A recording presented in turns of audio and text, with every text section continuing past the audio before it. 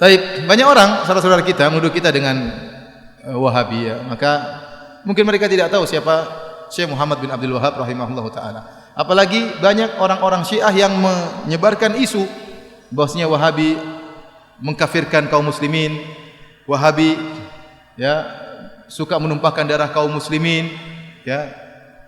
Dan macam-macam tuduhan. Wahabi mengharamkan ziarah kubur, Wahabi mengharamkan salawat kepada Nabi sallallahu alaihi wasallam, tuduhan yang dihembuskan. Kemudian tuduhan-tuduhan tersebut disambut oleh sebagian saudara-saudara kita. Akhirnya semakin besar tuduhan tersebut. Dan ini semua adalah tuduhan tidak benar. Kita mengatakan kenyataan mendustakan itu semua. Kita tahu Raja Wahabi, Raja Salman, ya, di antaranya. Hafizahullah taala. Hari ini saya baru dapat kabar dia menyuruh seorang wartawan diberhentikan dari pekerjaannya. Dan koran dipermasalahkan di kasusan. Kenapa? Karena wartawan tersebut memuji dia berlebihan. Ya, dia baca koran tersebut, ternyata wartawan tersebut memuji dia berlebihan, disuruh berhenti penulis tersebut. Karena dia tidak ingin sampai tauhid terganggu. Dia menjaga kemudian tauhid. Ya. Adapun menuduh bahwasanya kaum Wahabi suka mengkafirkan, maka itu tidak benar. Dibantah oleh Syekh Muhammad bin Abdul Wahab rahimahullahu taala. Ya. Dan saya sedang menyusun juga tulisan tentang masalah itu, ya. Bagaimana Syekh Muhammad bin Wahab mengatakan kami tidak pernah mengkafirkan yang berkaitan dengan masalah 4 rukun, masalah salat, masalah zakat, puasa, haji. Kalau ada yang meninggalkan salat tidak dia kafirkan. Karena ini masih masalah khilafiyah di kalangan para ulama. Yang kami kafirkan hanyalah yang berkaitan dengan syahadatain. Kalau orang terjerumus dalam kesyirikan. Itu pun beliau mengatakan kami menjelaskan tentang masalah ini syirik, ini kekufuran. Adapun memvonis itu masalah lain. Makanya beliau dalam pernyataan mengatakan bagaimana kami mengkafirkan orang-orang sementara ada orang yang beribadah di kuburan Ahmad Al-Badawi tidak kami kafirkan karena dia tidak tahu. Bagaimana kemudian kami dituduh mengkafirkan orang-orang? Apalagi kemudian dituduhkan suka menumpahkan darah kaum muslimin. Apakah ada jamaah haji yang pergi ke Arab Saudi ketakutan dibunuh oleh orang Arab Saudi? Bukankah Saudi itu sarangnya Wahabi? Semua penduduk Saudi rata-rata apa? Wahabi. Apakah ada jemaah haji yang ketakutan kalau ketemu orang Arab Saudi? Ya. Yang akan dirampas hartanya, akan dibunuh? Enggak ada, itu omong kosong. Atau kalau Arab Saudi memberi bantuan, gratisan banyak, pelayanan.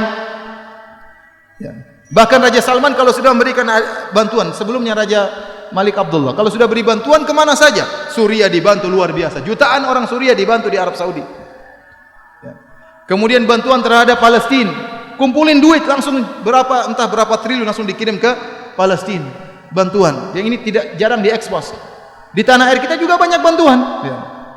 Banyak masjid-masjid dibangun. Ya. Sering yang membangun masjid tidak tanya-tanya apakah masjidnya itu orangnya tahlilan atau tidak. Tidak ada pertanyaan. Pokoknya butuh masjid bangun. Betapa banyak orang bangun masjid. Tidak ditanya mauludan atau tahlilan. Tidak, bangun masjid, bangun masjid.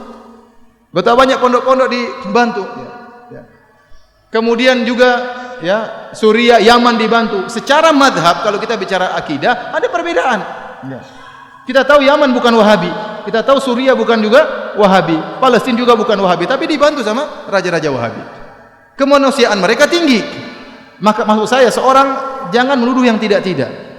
Kalau dia menuduh bahwasanya Syekh Muhammad bin Wahab melarang untuk ziarah kubur, tidak benar. Kita suruh ziarah kubur. Yang tidak boleh kalau minta kepada penghuni kubur.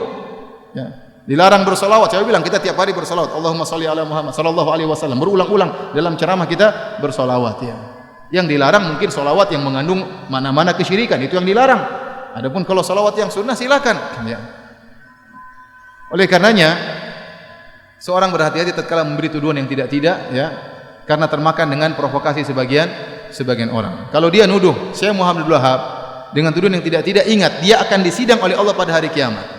Kita kalau nuduh orang tidak benar, kita akan disidang berhadapan dengan Syekh Muhammad bin Abdul Wahab, dan hati-hati jangan-jangan pahala kita diambil oleh beliau seluruhnya. Karena kita tuduh dia dengan tuduhan yang tidak-tidak. Ya, ini bahaya, hati-hati. Maka seorang tatkala berbicara hendaknya dia berfikir sebelum mengucapkan apa yang dia ucapkan. Dan saya katakan bahwasanya kita bersabar kalau dituduh yang tidak-tidak, yang penting kita menjalankan sunnah. Dan ingat, kita tidak ada yang mengkultuskan Syekh Muhammad bin Abdul Wahab. Syekh Muhammad bin Abdul Wahab rahimahullah hanyalah seorang ulama yang bermadzhab Hambali. Jadi bisa salah bisa benar. Kalau salah kita tolak, kalau benar kita ambil. Dia sebagaimana ulama-ulama yang lain, bisa salah bisa benar. Makanya dalam kajian-kajian kita juga Hampir tidak pernah kita bilang berkata Wahabi, berkata Muhammad bin Wahab, tidak pernah. Saya yang sampaikan dari apa saya ucapkan. Perkataan Syekh Muhammad bin Wahab tidak ada saya ucapkan, tidak ada saya nukilkan. Ya, hampir tidak pernah. Kita sampaikan perkataan para ulama, perkataan ahli tafsir, siapa saja. Maka jangan kita berbuat zalim terhadap seorang pahlawan seperti Syekh Muhammad bin Wahab. Beliau adalah pahlawan. Dengan jasa beliau berdirilah kerajaan Arab Saudi. Dengan jasa beliau berdirilah kerajaan Arab Saudi. Yang sekarang kita bisa merasakan kenikmatan adanya kerajaan Arab Saudi. Ya. Adanya ketentraman, adanya keamanan, adanya ibadah yang tentram di sana. Bagaimana bantuan kerajaan Arab Saudi kepada negara-negara Islam, itu salah satu jasanya Syekh Muhammad bin Abdul Wahab rahimahullahu taala. Jadi saya sering sampaikan, Syekh Muhammad bin Wahab itu di Saudi seperti tuanku Imam Bonjol di tanah air kita, seperti Pangeran Diponegoro di tanah air kita. Maka mereka cinta kepada pahlawan mereka, wajar. Kalau mereka cinta, mereka pelajari buku-bukunya, tapi mereka tidak fanatik. Kalau salah dibilang salah. Wallahu a'lam bishawab.